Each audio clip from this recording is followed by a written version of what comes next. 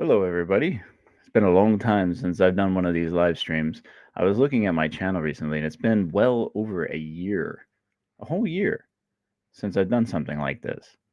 So I thought I'd get online and say hi to everybody, give you an update on what I've been doing and how the channel is doing, and just general say hi to everybody. I admit I'm a little bit out of practice with this. I used to do this once a week, and then I slowly tapered off, and it went almost an entire year before I actually posted any videos on my channel. That's a long time for me. But if you follow me, you know that I've been trying to get back into the swing of things a little bit.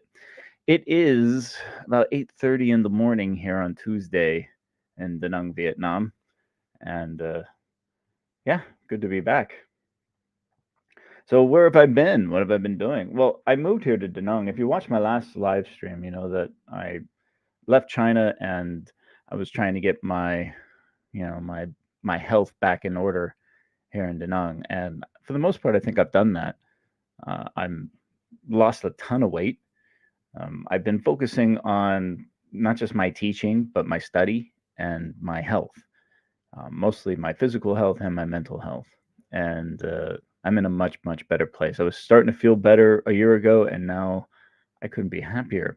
But it has been a long time since I've traveled outside of Vietnam, a long time since I've gone home to see my family, and that's all going to change this year. So this year, I have some travel plans in a couple of weeks. Hopefully, I'll be going back to America to see my family. Just a short trip between the terms, and then maybe in July, I'm looking at going back to Thailand for a week. Um, what's been keeping me busy? Well, first and foremost, has been my teaching. I have been teaching a lot. I've moved on. I'm really. I got a job at a university, and my teaching has gone to another level. I'm teaching mostly marketing and a lot of corporate training. And through my teaching, I've discovered some things um, that I really enjoy. Not so much teaching, theory and methodology and things like that, but also just being a coach and a mentor. I found that, in my presentation skills classes I've been teaching, most of it is, yeah, there's structure and things like that, but most of it has to do with um, confidence building, building students' confidence. And I find that not only am I good at it, but I really enjoy it. In addition to that, I've started my doctorate program, and so I'm in the process. It's going to take a couple of years to finish it, but in the process, I'm consuming a ton of information. It's just consumption overload.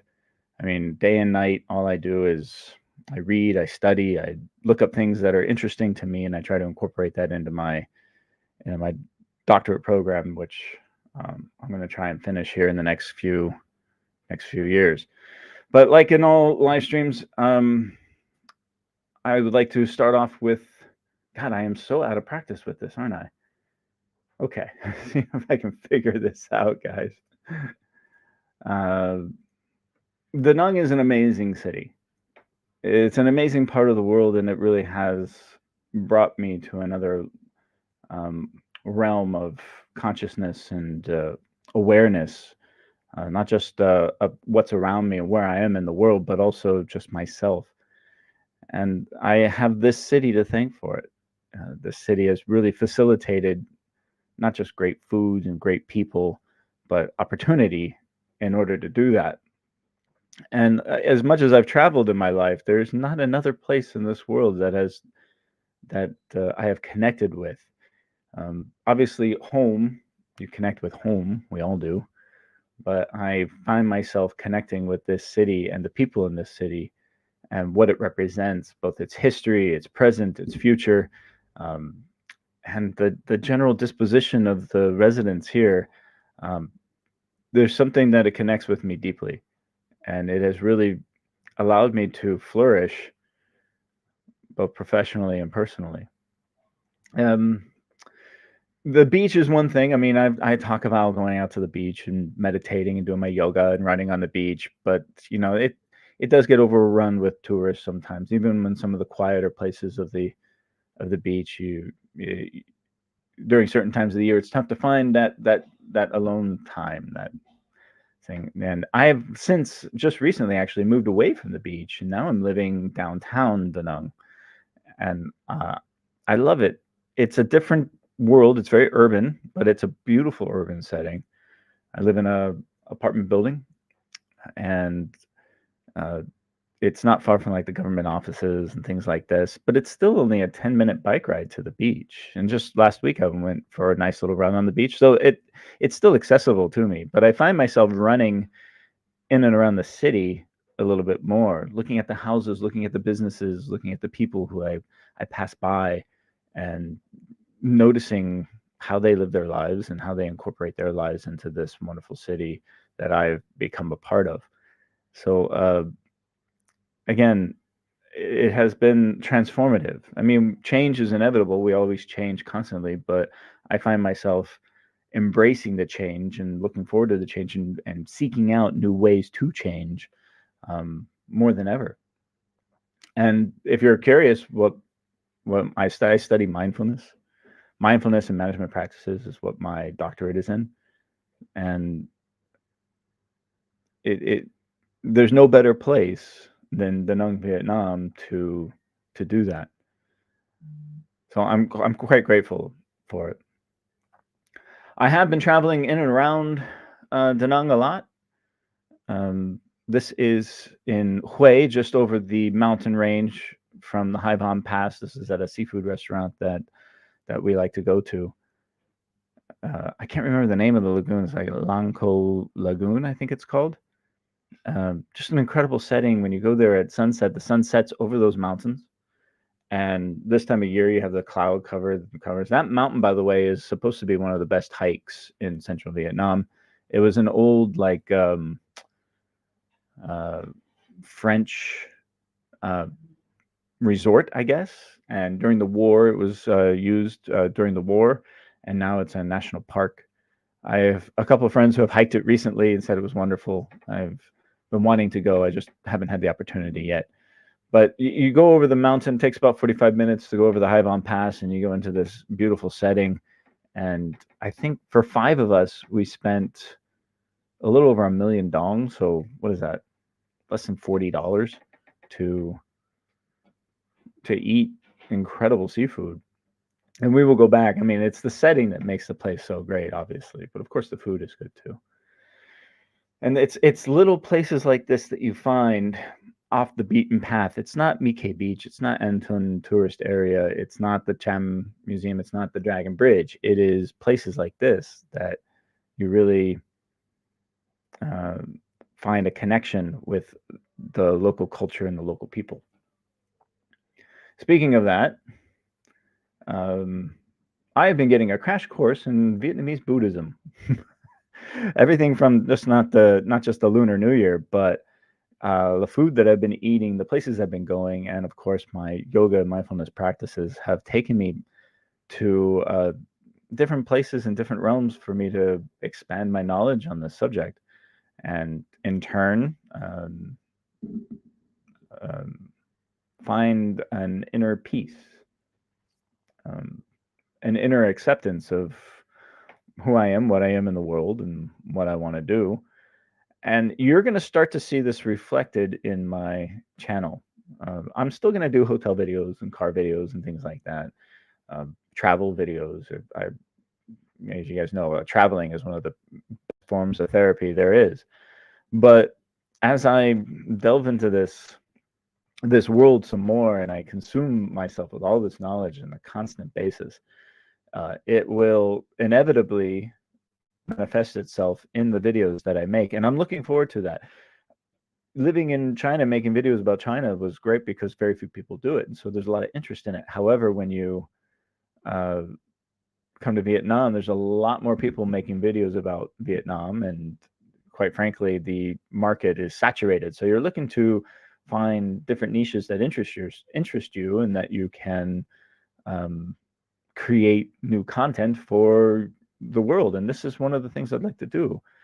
And I will be transitioning a lot of my videos to incorporate things like meditation and self-awareness and psychology and mindfulness, because that is my world now. That is my world, has been my world for ever since I really moved to Da Nang, and it will continue to be for the foreseeable future, if not for the rest of my life. So be on the lookout for that, guys. Twice a month we eat vegetarian food, and we found this really, really great restaurant. It was recommended to us by some friends, called Maha Mongala, or Mongala Gardens. It's near it's halfway between here and Hoi An, right on the beach in a converted villa. And we went there last Sunday, which was the full moon, and had some. That was over a week ago. And we had some incredible vegetarian food, but the setting was amazing. The service was incredible. The location is kind of hidden and secluded. Not many people know about this place, but I got to recommend it to everybody. It was on my most recent video that just came out, and you guys got to check this place out. If you're ever in Da Nang, I highly recommend. I've been recommending it to everyone I meet. You go, and I think for the three of us, it was about $1 million dong to have some of the best things on the menu and get a full belly, and just a zen-like experience. It was wonderful.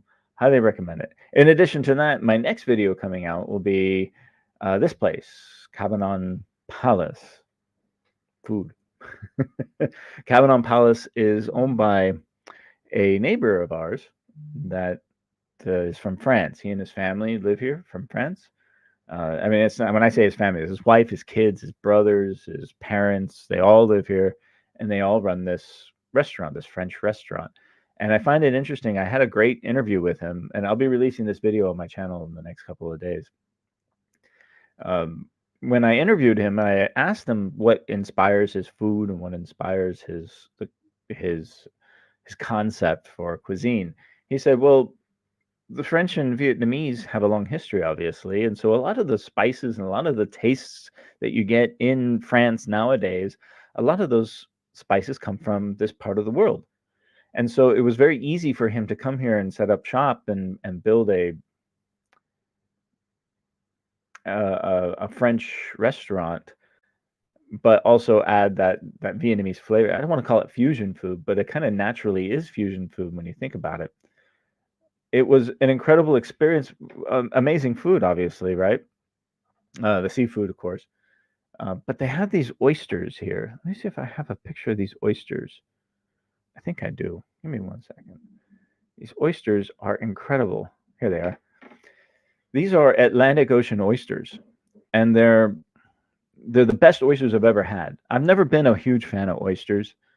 They're grilled. They're warm water oysters here in Asia, but these are imported from the Atlantic Ocean, and they're a little more salty, but they're just more flavorful than anything I've ever had before. And I think it's the only place in Da Nang you can get imported oysters.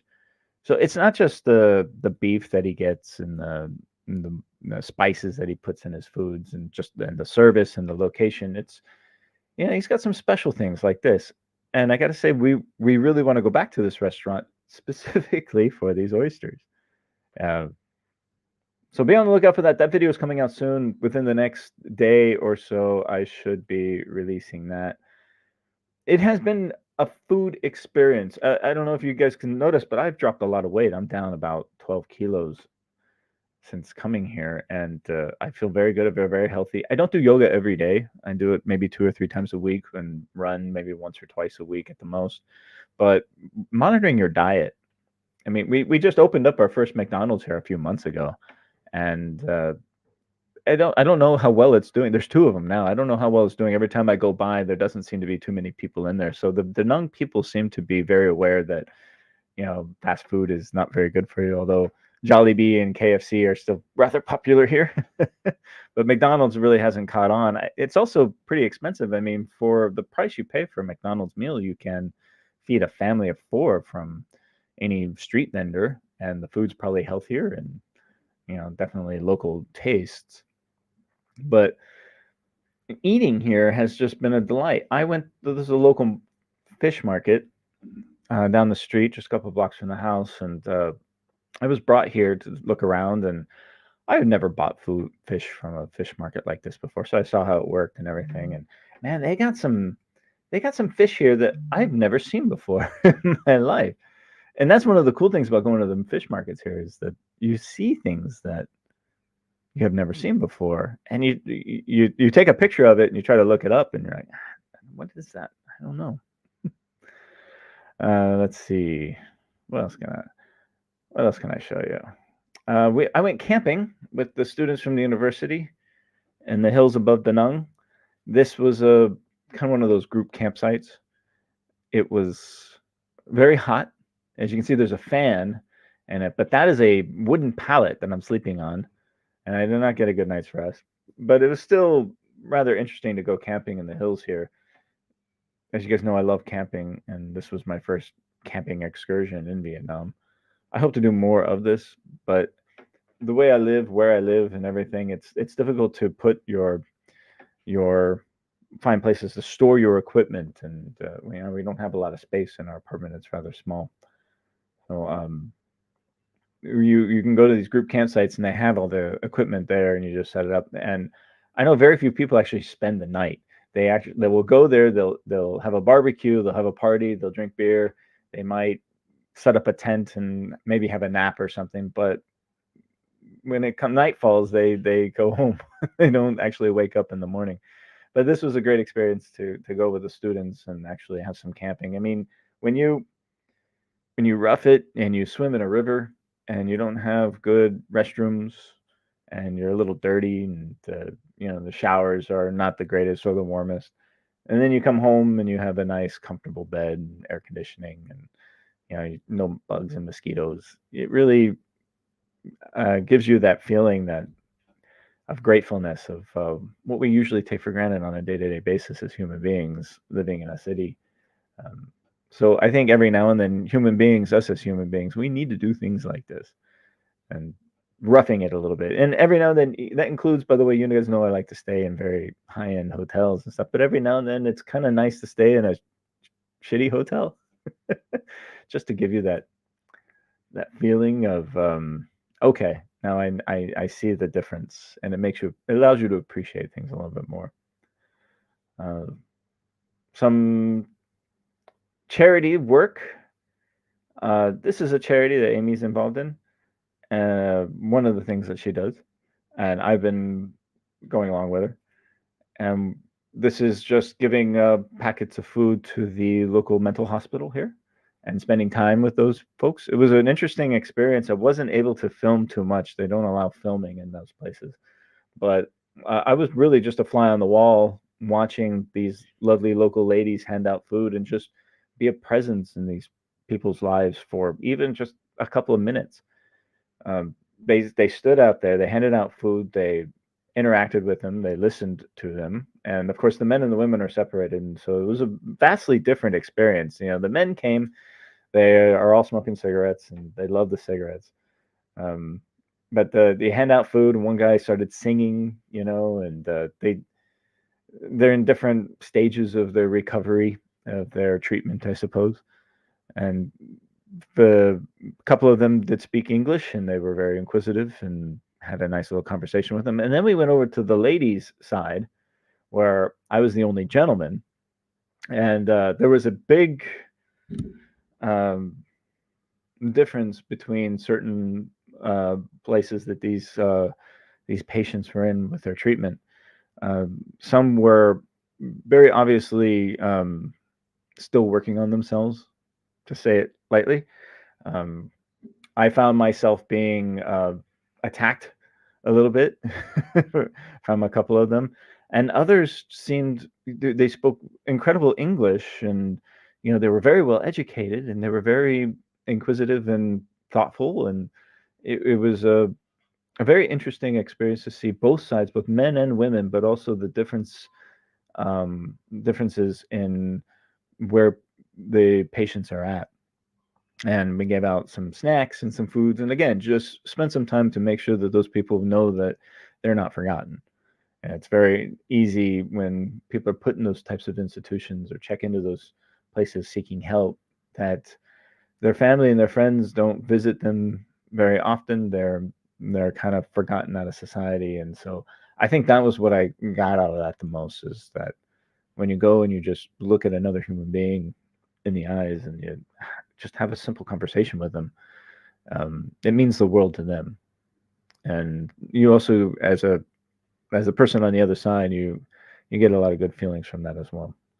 In addition to that, we also did one thing that Amy likes to do is just ride around the town giving out packets of money for no reason, just to do it. Just to find a little old lady who's pushing a cart full of garbage trying to survive, and just here, just giving with no conversation. Just, here you go, have a nice day, thank you very much, and move on. And children who are out and about in the streets, and even like the sanitation workers, who, quite frankly, most people don't give a second eye, maybe even a little rude to, but they're hardworking and they're amongst shit all day, just to show them a little appreciation for what they're doing. Um, you'd be surprised. You go to the touristy areas here in Da Nang, and it's tourism. It's holiday, it's vacation. But then you get into some of the more real aspects of city life, and I'm not just talking about here in Da Nang. It's any city in the world you go to, and you're going to see this. Uh, it really opens your eyes, and I think that more people need to do things like this. It has been very enriching for me to be part of that, and I'm looking forward to doing it again. I think we have plans to do it again maybe this weekend. It doesn't take much, doesn't take a lot of money, it doesn't take a lot of effort. You just ride around and just show kindness. And I can't tell you guys the feeling that I have at the end of that. It's just, you go out for noodles afterwards and you just reflect. Yeah, it's really an inspiring thing to do, and I hope more people do it. Yoga is our superpower.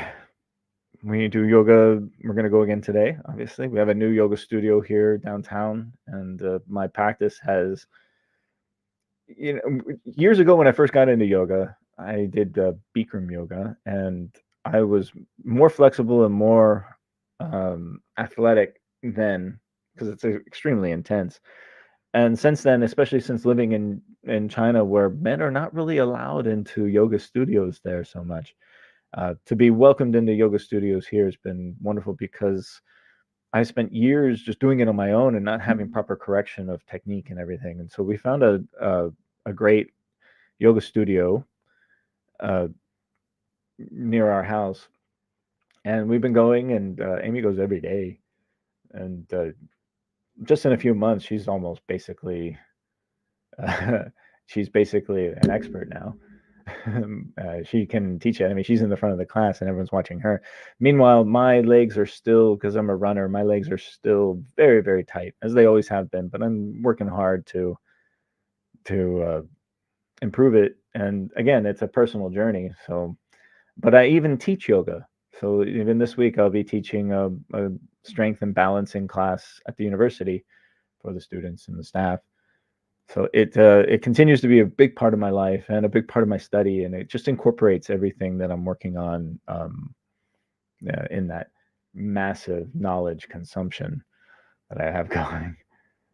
I went to Hanoi recently for a conference, and this is a conference put on by the university. And I've been to Hanoi in the past, and I never really enjoyed it, mostly because it was heavily polluted. I was in the tourist area. It was crowded. It was annoying. I got sick, and so I didn't have a good first impression on it. However, going back there, I've gone back there 2 or 3 times in the last year, and it has started to grow on me. The cultural aspects, the history, and just also more than that, what's going on there now in terms of business and education, and what their plans are for the future. Hanoi is a bustling city. It really is. Amy's going back there this week. So it's it's a fascinating city, and I'm looking forward to going back and spending more time there. But time, money, you guys know how that works. But I went there and I participated in this conference. We went up to the Bavi National Park again and spent the night up there at a beautiful resort. Did a little hiking, and there's a lot more to explore. And in a separate trip, a couple weeks after that, I was in Yumai, which is north of Hanoi, a couple of hours doing some family stuff, eating incredible foods. I ate blood cake. I guess it's not blood cake. It's like I can't remember what you call it, but it's just a bowl of blood basically. And I had goat penis and a couple of other things, and never ate things like that before. But also in Yumbai, I probably had the best bowl of pho I ever had in my life. So it's incredible what you find in these towns that most people just don't know about, really. Speaking of conferences, lots of conferences. This is FPT Educ Camp here in Da Nang. I've been going to, again, it's a massive consumption of information, but also collaboration with my colleagues and stuff as I build my reputation and repertoire in academics. So that's been my focus and will continue to be my focus for the next year or so as I work on this. I mean, this is a very big endeavor and it's taken up a lot of my time, in addition to teaching and just trying to earn a living and trying to take care of myself. So that's what I've been up to. Okay. We got some, hold on. We got some comments here. Who's on? We got Dylan. Hi, Dylan. Hello. Yeah, all is well is here, man. Hope you're well too, dude. I'm trying to get back to America, hopefully in April for a little visit, and I'll be in California. I don't think I'm going to make it to South Dakota or Texas during this trip. I just want to spend some time with mom and dad. So I hope that maybe if you're out, oh, Ty's here too. Oh, look at that. Careful, you have you got Benavides bones. Yeah, we do, don't we? The doctor came and gave me a calcium shot. 2 of them. I've never had one before. So yeah, I'm very aware of the family genetics, buddy. That's why I do yoga. That's why you should do yoga. You're never too young or too old to do it, my friend. And I hear you're doing well too, man. I hear business is good, and congratulations on your graduation this year. Again, I'll be home in April, but again, I don't think I'll be able to make it out to Texas for this trip. I'm going to try, if I can't make it home in April, it'll be August. I do have a timing with my terms. It's kind of crazy.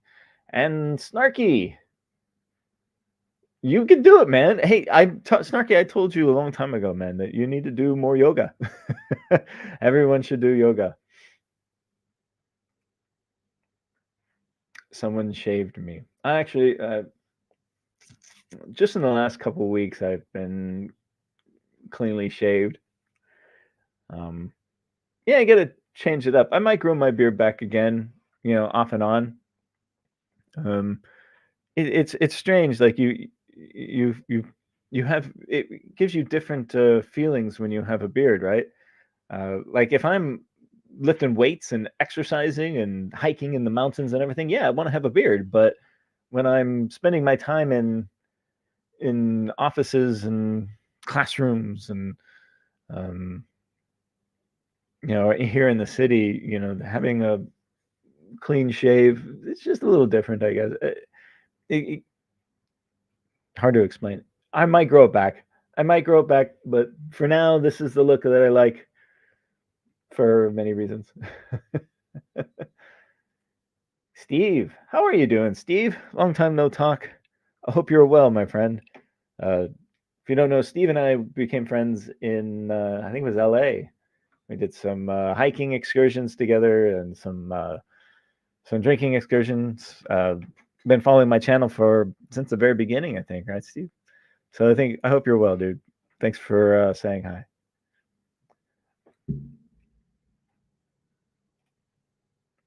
Ty says, life is good. About to make a move further south in Texas, New Brunsfield. Really? Where's New Brunsfield? I don't know where that is. I'm going to look that one up real quick. Brunsfeld. Okay. Any reason why you're going to South Texas? I mean, Dallas is an awesome city. Well, this isn't that far. I mean, it's along the corridor, so it's between Austin and San Antonio. Okay. Well, Austin is an awesome city. I'm sure you've been there. I love Austin, and I think of all the cities in the United States, I think Austin is one of the places to check out. Austin is just, it's incredible there. And then San Antonio, I've spent time in San Antonio, as you guys know. I had my basic training there, but I also know that town pretty well. Houston, Houston's like a big LA. It's a strange city. I had a good time in Dallas and Fort Worth. I really did. I've spent some time there a long time ago, and of course, I lived in Wichita Falls for a couple of months. So New Brunswick. Okay. Well, you're in between Austin and San Antonio, so you get the best of both worlds there, dude. Check that one out. 2007-ish. Oh, the Big Bear trip. Yeah, that was a great trip, and we went up to Big Bear for Oktoberfest. We rented the big house with all our friends and stuff. That was a fun time. That was definitely a fun time. It was around 2009, 2010, if I recall. God, we're getting old, Steve. We're getting old, brother. Dallas isn't too great. Really good friends with law enforcement down. They're maybe looking to start a career in law. Oh, okay. I thought you were thinking about doing firefighting. But hey, public service is public service. Law enforcement is... law enforcement is a different world than firefighting. We can talk offline about that a little bit more if you want. When I was young, when I was your age, man, I thought I wanted to be a cop too. I actually applied and looked into becoming a cop myself, but at the end of the day, I got away from it. Being a firefighter is very difficult. They pay very well, and the demand is very high, but it's very difficult to get the jobs. Law enforcement, you can get a job tomorrow if you wanted, but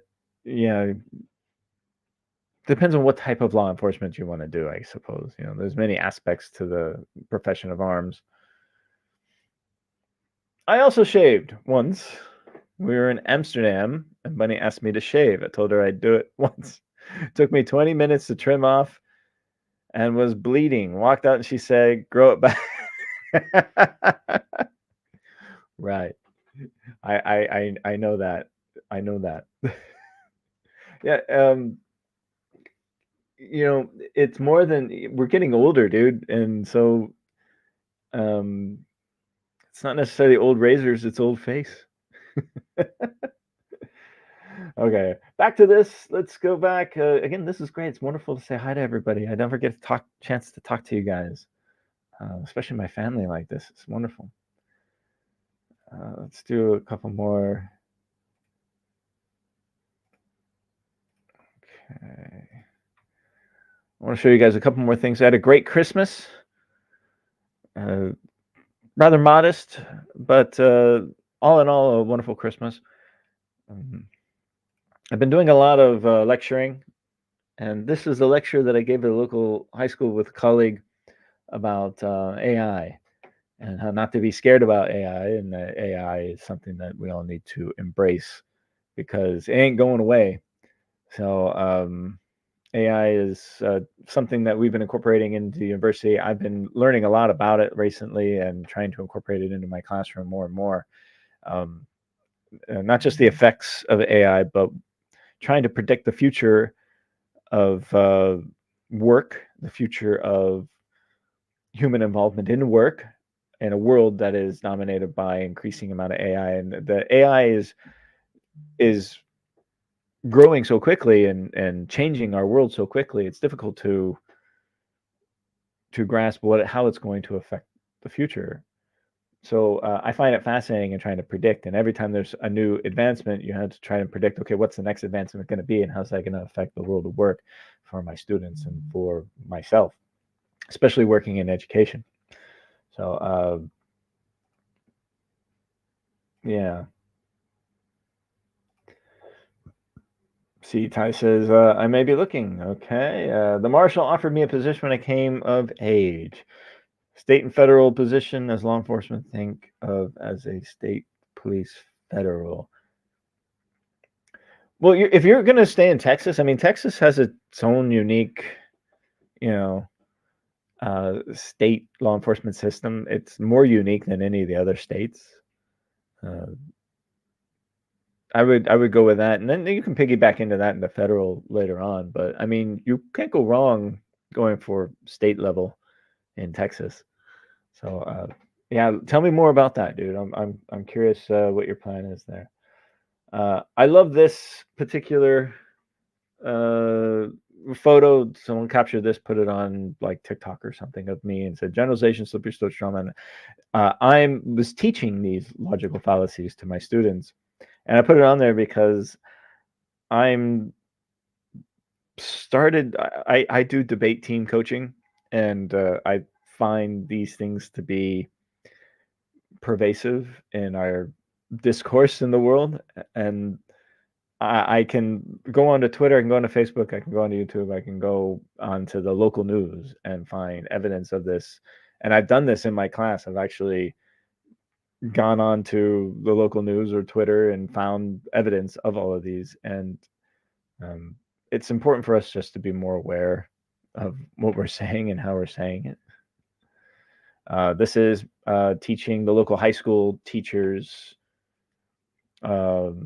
how to utilize AI in their classrooms and with their students.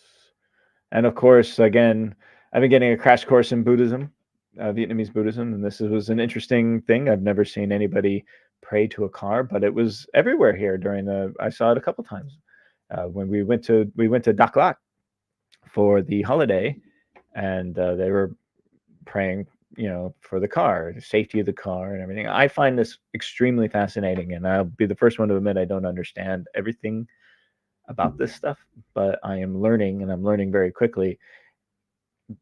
This type of thing will start to become more of a thing in my future videos as I incorporate hotels, cars, travel, hiking, as I always other do, food. I'll be incorporating things like this because it is becoming very quickly a big part of my life.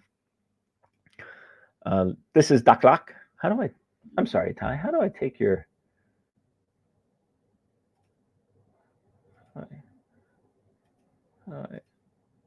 There it is. Okay. No, sorry. All right. I'll come back to you guys in a second.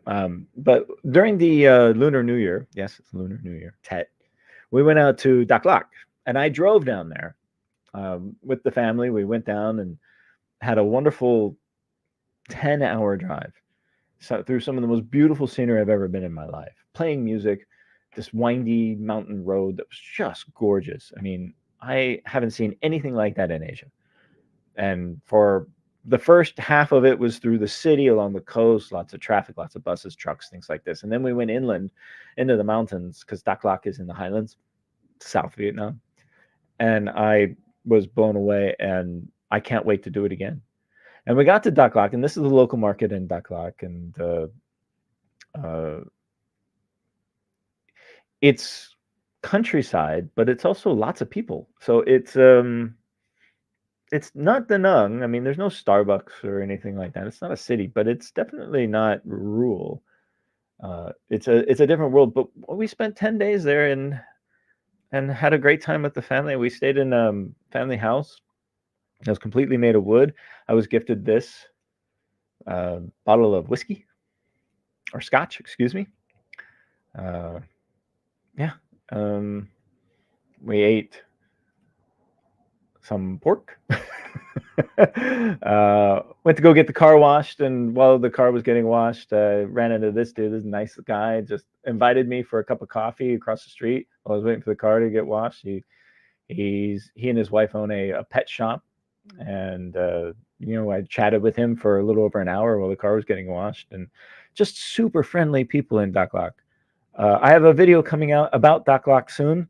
Uh, I have all the raw stuff loaded. I got to start editing it, putting the story together and everything. So be on the lookout for that. A walkabout at Dak Lak, Vietnam. It was an incredible trip, incredible way to spend Tet. Last year during Tet, I didn't go anywhere or do anything. I just stayed home here on the beach, and everything was closed. No one was around, and it was quite lonely, to be honest. But this time, different. It was a wonderful experience with family and friends. It's great. And of course, lots of booze and snakes. There was a snake in the yard. I don't know what kind of snake this is, but you have to assume that every snake that you run into here, it wants to kill you. So if anyone knows what kind of snake that is, let me know. Okay. So that's enough of the photos, I think. Let's get rid of that and go back to the comments. Okay, let's see here. Are you going back to China anytime in the future? No, I'm not. I'm not going back to China. I have left China completely, and I have no plans to go back. Still an amazing country. I've said this before. It's a land of superlatives. Even the bad things about China are remarkably interesting. Every time you walk out your door, there's something interesting going on. It's an incredibly enriching experience, but I was there for 7 years, and I live here now, and I'm much happier here. I'm much happier. I'm more complete. I have much more opportunity where I'm at. Like I said, this city is unlike any other city I've ever experienced in my life. This is my home now, indefinitely. And in addition to that, I will be traveling throughout Southeast Asia. I hope to go to Australia soon. That's on my list. India, of course. Thailand. I've been to Thailand a few times, obviously. Back to Kuala Lumpur, Malaysia, Singapore, Cambodia, Laos. Yeah, maybe. Definitely Philippines. I've never been to Bali or Indonesia, so those are on my list. But this year, because I'm so busy with study and teaching and lack of money and time, um, the only things on my list this year really are America, go see the family, and maybe I got to go to Ho Chi Minh City for a wedding in a couple of weeks. That's just like an overnight thing. Do some road trips here and there to Quang Nam, or love to go to Nha Trang, but for the most part, staying in Vietnam. I have 1 week off in July for my birthday. The university will pay for me to go on holiday. They'll actually pay for my holiday, which is actually kind of cool. So we're thinking of going to Thailand for a week. Again, there's lots of things that go into that.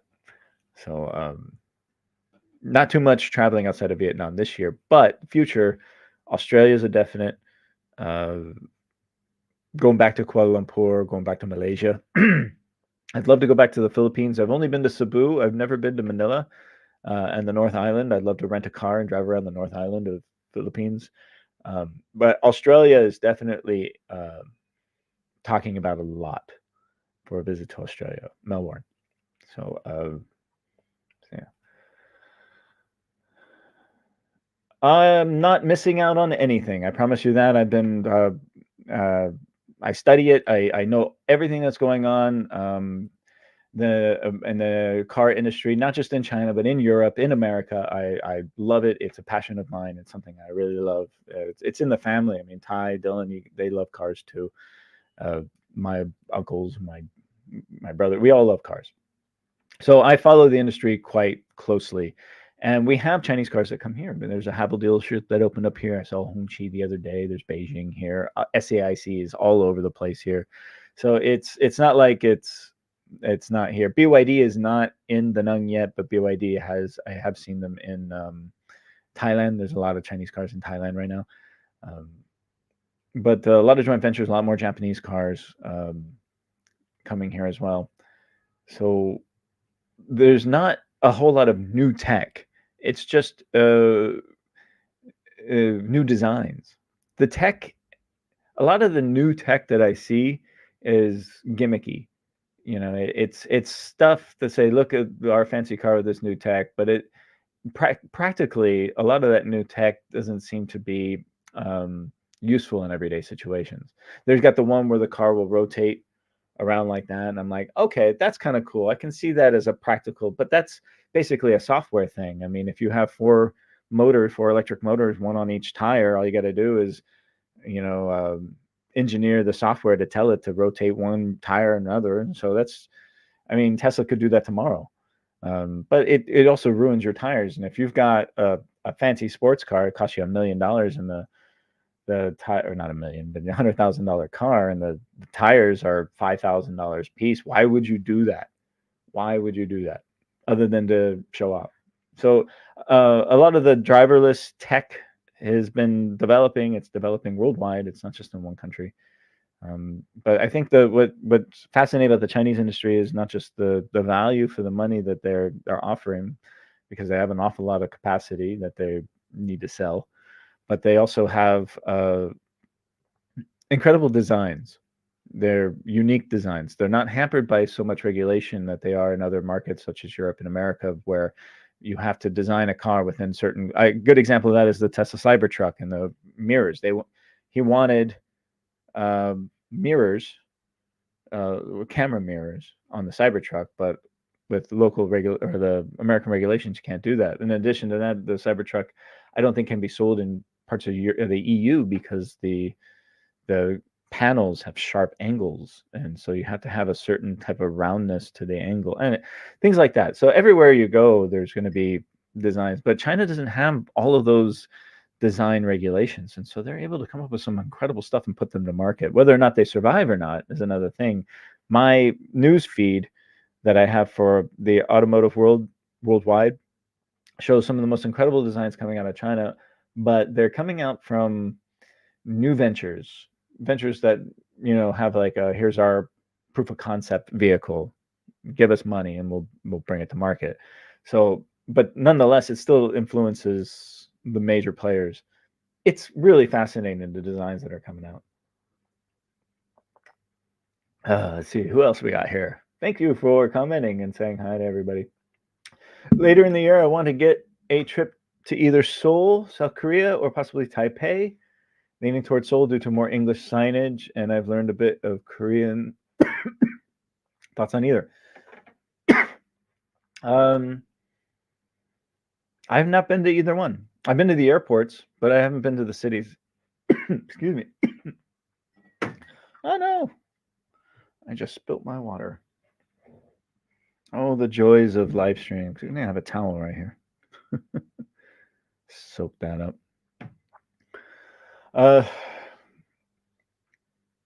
I don't know. They're two very different places. Obviously, I'd say go to both. I mean, you're coming across the Pacific Ocean, might as well just parlay a couple of days in Taipei when you're visiting Seoul. You're in Seoul, do like a quick circle, go get some bibimbap, and then go get some Taiwanese noodles, and enjoy both and experience the cultures of both and experience the difference in both. Why stick to just one? Do both. And don't worry about English. If you're in a big city in Asia, and you're a tourist, there's plenty of English for you to get by. So don't worry about there being more English signage or anything. In fact, one of the joys of going to another country is trying to navigate it. Even if there is no English, you can quickly, through necessity, learn the local language and learn what certain things mean, and it's part of the adventure. So I say, do both. Why limit yourself? I said, sorry, I was on the road. I was using speech to text to. So I'll fill you in April. We make frequent trips to California for trailers. Yeah, I hear that. I hear there's a lot of trailers at the ranch, dude. Good. Michael Stevens. Hey, bro. let's go diving somewhere. Scuba diving? I haven't gone scuba diving in a while. Last time I went scuba diving was 5 or 6 years ago in the Philippines. So there's not much. I know it's here. I've seen the stores and I've seen the photos, but there's not much scuba diving in Vietnam. It's not really a thing here. I would love to explore it some more, though. Maybe we could maybe we can explore it some more. Maybe in the southern part of the country, down Phu Quoc, there might be some more. But I can imagine, off the coast here, we've got tide pools. We've got some incredible rock formations. There's got to be incredible scuba. I just don't know about visibility. The water's warm. It's all about visibility and currents, and so I'll have to look into that. That's a great idea. All right, one more thing to research for possible new content. I'm always looking for new experiences. Ty says that's Mike. Or Thailand. Yes, Thailand. We could do Thailand, dude. Thailand's just a quick jaunt over. Again, it's time. It's time and money. Most of my money just goes toward living life. Salaries in Vietnam are much, much smaller than they are in other countries. So we can, what do you call it? Price parity, PPP, right? Purchase price parity is much different here than it is in other countries. I mean, my coffee is $1. You can get breakfast for $1. Rent is obviously cheaper, and cost of living is much lower here. But of course, the salaries are much lower. So if you want to travel to another country or another city, it takes a lot more planning than it has in the past. I'm not a rich man. I'm just a humble teacher. So bubbles in all forms are on. All right. Well, if you're willing to what we call facilitate my travel, man, send me an email and we'll hook it up. Again, finding the time. That's the next big thing to try and do, right? Okay. All right. In addition to making more videos, again, time. I hope to do more business related videos, by the way. I've been networking, and I got some great opportunity when I was in China because I was there for so many years and I built up relationships with people. But here, nobody knows me. So I've been trying to build reputation and build connections in order for me to get some good content, that's not your typical Dragon Bridge, look at me on a beautiful beach kind of content, interesting content, things that I like, stories that I like to tell. So it'll take some more time, but it'll slowly get there. In the meantime, I have some stories, and we'll finish up with this. How long have I been on? Almost an hour. Okay. So let's do. All right. Asia Pacific tourism to approach full recovery in 2024, driving hotel sector growth. I agree with this. I think it's already happening. Everyone's gearing up for it. This summer is supposed to be a banner summer. It's supposed to bring us back to pre-COVID or almost there. Not just here in Vietnam, but throughout Southeast Asia, and we're welcoming everybody. Come on over, come say hi, come sit on the beach, come eat some amazing food, experience the culture, meet the people, and get some perspective in the world. So you're not just sitting in your little bubble wherever you're at. I always see these people who debate on Twitter and stuff like that. I'm like, dude, travel more. Just travel more, and you won't be saying stupid things. Asia Pacific hotel assets have performed well over the past year, making them highly coveted investments. We anticipate a repricing of Asia Pacific hotel assets to be more moderate than in many other parts of the world, as the rebound of international travel and higher hotel revenue helps to offset headwinds from the capital market environment. That's basically saying invest in hotel resort REITs. There's still a lot of hotels that were never finished pre-COVID out on the beach here, but the occupancy, I've been talking with a lot of the hotel managers, and the occupancies have been increasing, and they're projecting higher occupancy rates They're gearing up for it right now. They're starting to do training for all the seasonal workers. And right before summer hits right before the summer, like May is when it starts to get really busy around here. And the new restaurants are opening up. They're gearing up. They're getting ready for it. And it's not just here in Da Nang. It's in Ho Chi Minh. It's in Thailand. It's in Bali. It's in the Philippines. It's in Hong Kong. It's everywhere. So it's an exciting time to be here in Asia. Come spend some money. Talking about automotive, we talked about, everyone knows about Apple cancels their work on their electric car.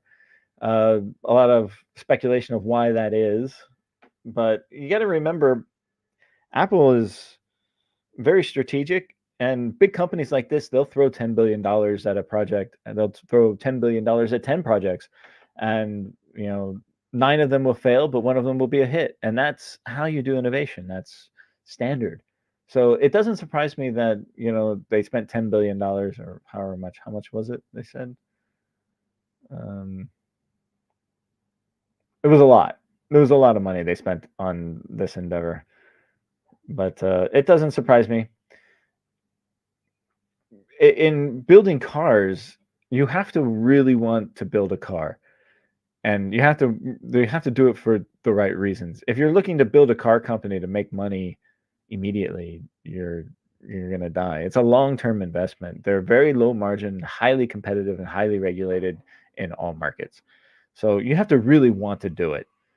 And if you don't have any kind of new tech or new differentiating property or new design that a million other companies are already doing, then it's kind of a waste of time, and that money and that effort can be put towards other types of innovation. So this doesn't concern me too much. However, here, Vietnam tech firm FPT, which I know very, very well, launches an auto unit and plans a $100 million investment.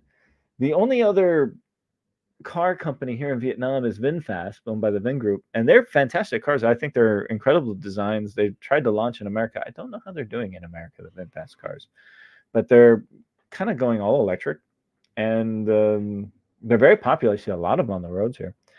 Vietnam tech firm FPT, it's a conglomerate. It's not just a tech company. They're in pharma, they're in finance, they're in a bunch of things. They're in education, obviously. Establish an automotive technology subsidiary in Texas, it said on Thursday, with a $100 million plan to expand globally to serve clients such as Hyundai and Honda. The unit, FPT Automotive, is backed by the software arm of Vietnam's biggest listed tech company by market value, FPT, which offers AI, cloud, and big data services and clients across the world, and is also growing a chip design and education. We anticipate a total of $100 million investment in the next 5 years at the minimum. The company will prioritize strategic markets, including the United States, Europe, Japan, South Korea, China, India, and Vietnam. Separately, the FPT chairman said the firm would continue to expand globally, but had no immediate plans to go global overseas to raise funds. Boston Consulting Group estimated the emergence of the software-defined vehicles will create over $650 billion in value for the auto industry by 2030, making up 15% to 20% of automotive value. The establishment of the U.S. will allow us to catch up with the latest technology advancements in software-defined vehicles and automotive in general here, while still targeting global customer base.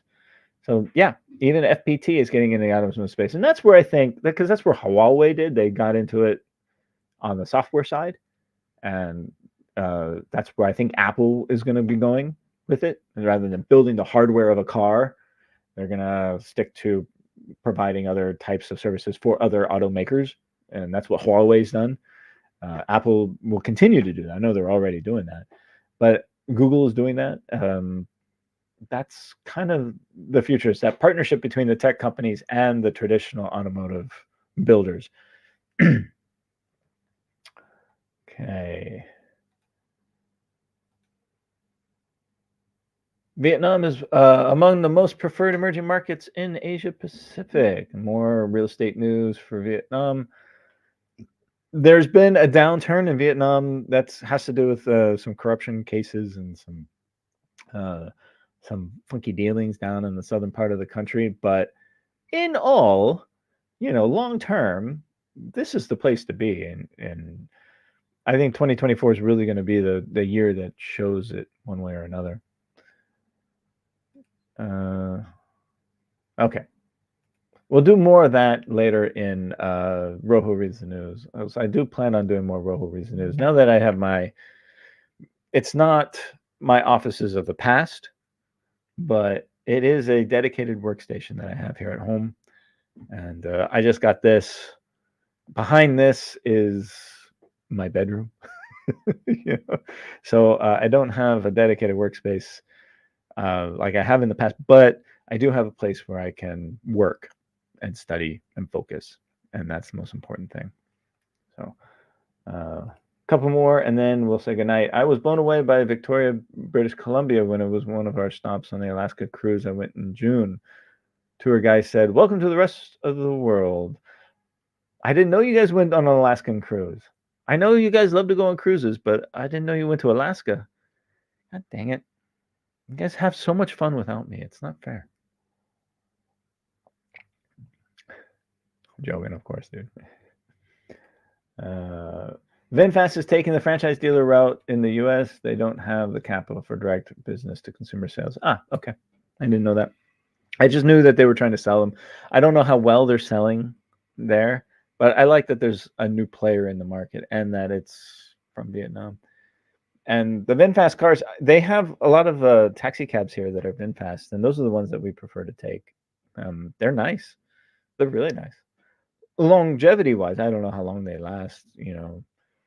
I see the old gas versions. Many of them, I think they still sell some gas, but many of the older models are gas, and they're still on the road. They're still going well. The smaller, cheaper models, they look a little beat up here and there, but they have these big electric SUVs that are beautiful. I'll take some photos, and I will be doing some videos on. I've got a Subaru video coming up. Working on that, and I just the Havel dealership opened up here, and so I'm hoping to.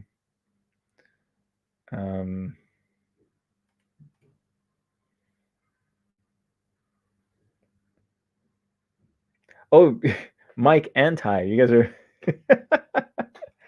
all right. Anyways, I hope to do a Havel video as well. But again, I think you're going to start to see a transition from the videos I make more towards incorporating what my study is in and trying to find parallels between that and daily life and hotels. And there's going to be a new element coming in. It's going to pivot a little bit. Still going to be exploration, still going to be hiking, still going to be hotels, still going to be cars, still going to be food. But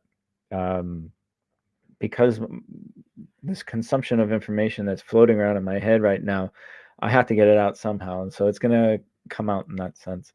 And I will continue to work. I'll make videos as often as I can, but it has become less of a priority as other things have become, my relationships and my work and my study take center stage on a daily basis. So hopefully notify me when you post about automotive so that I can share them on LinkedIn. Okay, I will definitely, Mike. I already have about 100 videos about cars on my channel, and many of them are posted on LinkedIn. You can check it out. But again, nothing fairly new. The Subaru video is going to be probably the Subaru Forester, only because it's got a unique position here in Vietnam. The Outback obviously is the one everyone wants, but it's so expensive here because of taxes. But they build the Subaru in Thailand instead of importing it from Japan, so therefore it doesn't fall under the ASEAN import tariffs or something like that. So it's definitely a lot more popular vehicle. But the new Subaru Forester is coming out soon, and I'm trying to decide if I want to do the old one or obviously I want to do the new one. And the Vietnamese auto show will be coming out soon. And I hope to go down. There's one in Hanoi and there's one in Ho Chi Minh this year. I hope to go to the one in Ho Chi Minh. But again, time and money. And then Havel. Havel is only selling one vehicle here in Vietnam. It is the Havel H6 hybrid, which is their best-selling vehicle, and it's the best-selling SUV in China. And now they're exporting it. They've been exporting it to Australia, South Africa, and Russia, and Pakistan, and everywhere. But now I'm starting to see them here in Vietnam. I see Beijing here. There are not too many. I do see some Hongqis. I saw a Hummer. I saw a Hummer limousine here. You know, I saw a Lamborghini, and they even have a Harley dealership here that is pretty insane. Harley Davidson dealership here in town. So there's a lot of opportunity there. It's just a matter of time, building the relationships, and getting it done. I hope to do that. With that being said, I thank you. It's been an hour. It's time for me to get off and go back to work. This has been very cathartic for me to do this. It's been over a year. I feel like I'm very much out of practice with it. But the more I do it, the more comfortable I get. And I like to engage with my family and my friends. So hope to see you guys soon. Oh, one more question from Ty. How different is the car dealing experience in Vietnam? Good question. It's small. Most of the car dealerships here are small. Most of them sell multiple brands. So, for example, the Havel dealership's not really a Havel dealership. He just sells Havels. He mostly sells used cars. You'll see there's Toyota, Honda, Buick, Mitsubishi, a lot of Japanese brands, and a lot of them are built here in Vietnam. There's a couple of big plants, auto assembly plants here in the central part of the country. But mostly, a lot of the brands that you see, even the Japanese brands, are built here. So, a lot of Korean cars, a lot of South Korean cars. Okay, with that being said, I got to go, guys. Thank you very much, and we'll see you in the future. Bye-bye.